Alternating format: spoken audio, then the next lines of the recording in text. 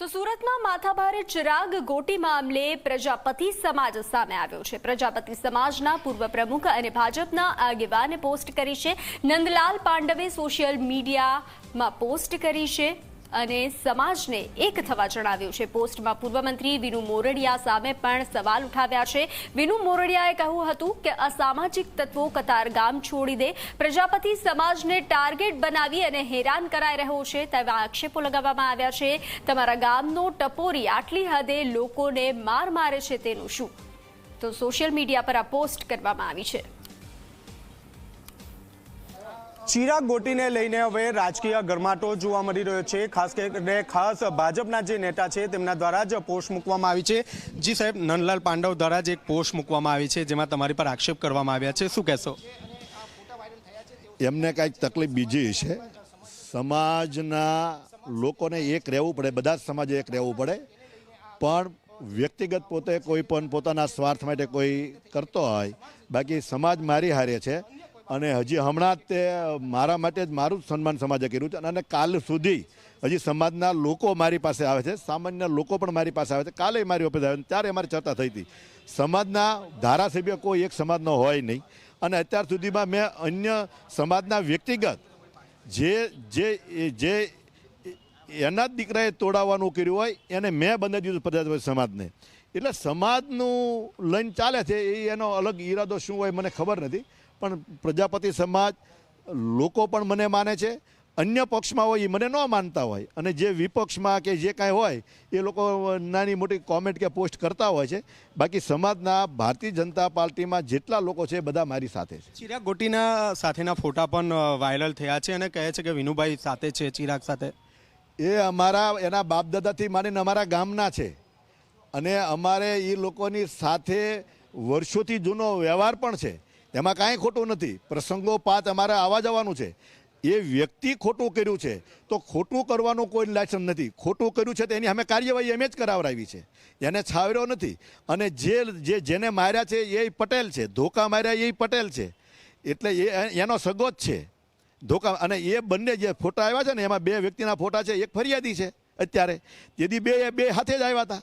એટલે અત્યારે એ લોકોએ જે વ્યાપારને ધંધા કર્યા છે એમાં જે કાંઈ ડિસ્ટ્રીબ્યુટ ઊભા થયા, એકાબીજી જે બાંધે છે, ઝઘડો કરે છે, આને જે કાયદો હાથમાં લીધો છે એ ન લેવો પડે અને એની સામે કાર્યવાહી થવી જોઈએ। લખ્યું છે 8 વર્ષથી કોઈ પણ ગુંડા કતારગામમાં નથી, તો આ પણ ગુંડા છે, કેમ કાર્યવાહી નહીં કરી અત્યાર સુધી?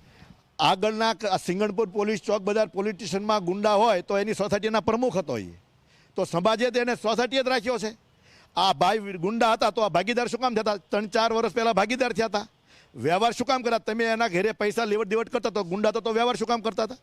તમે લોકો, અમે તો એના કોઈ વ્યવહાર કરતા નથી, અમે એને સપોર્ટ કરતા નથી, અમે કોઈ જગ્યાએ સપોર્ટ, અમારી પાસે તો જ્યારે આવે, આજે કોઈ પણ વ્યક્તિ હોય, જ્યારે બહાર પોલીસે કેમ કાર્યવાહી નથી કરી? જ્યારે ફરિયાદ થાય ત્યારે થાય। આની ઉપર આગળ કોઈ 2-4 કોઈ મારામારીના કે કતારગામના સિંગણપુરમાં કોઈ કેસ હોય બતાવે, અને હજી આમાં જે પ્રવૃત્તિ થઈ છે એની અમે બધી જ કાર્યવાહી થાય છે। અત્યારે પોલીસે પકડ્યા છે તો પોલીસે અત્યાર સુધી પોલીસ પાસે નહોતા ગયા, કોઈ આજે ગયા છે અને નથી ગયા તો એના કારણે એના ઇન્ટરનલ છે, કોઈ રોડ ઉપર કે સોસાયટીમાં કોઈને દાદાગીરી નથી કરી, પણ માણસે જે કૃત્ય કર્યું છે એ ખરાબ કર્યું છે, એટલે એની સામે કાર્યવાહી થવી જોઈએ। છેલ્લો સવાલ, ચિરાગ ગોટી અને તેના જે પિતાજી છે તેના વિરુદ્ધ કયા પ્રકારની કાર્યવાહી થવી જોઈએ કે સમાજમાં દાખલારૂપ બને? હું એવું માનું છું કે આ એક ચિરાગ નહીં, આવા જેટલા હોય, જે લોકો કોઈના ચીટિંગ કરે છે, જે લોકો કાયદો હાથમાં લે છે, એ તમામ સામે કડક કાર્યવાહી કરવી જોઈએ અને એ અમે કરાવશું અને આજે કરાવી રહ્યા છીએ। આજે કોઈ બીજા પક્ષના નથી આવ્યા, આજે ભાજપના લોકો જ કામ, ભાજપની સરકારમાં જ આ કામ થાય છે। મેં તે દિવસે કીધું હતું કે ભાઈ મુખ્યમંત્રીને ભાજપની સરકારમાં કામ થાય છે તો નંદલાલ પાંડવ પણ ભાજપમાં છે, સ્વીકારો છો આપ? હવે એ તમારે ભાજપમાં છે છતાં એને એ પોસ્ટ મૂકી, તમારે એ નંદલાલભાઈને પૂછવું પડે અથવા તો પાર્ટીમાં પૂછવું પડે।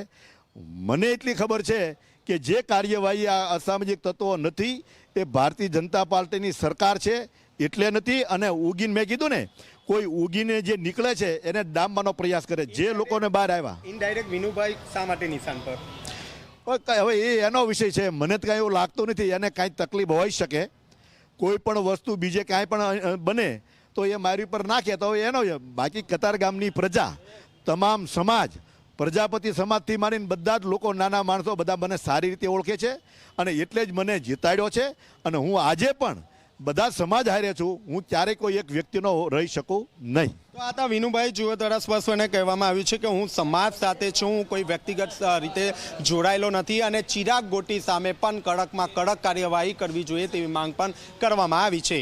કેમેરામેન વિજય બેસાણે સાથે ચેતન પટેલ, ઝી મીડિયા, સુરત.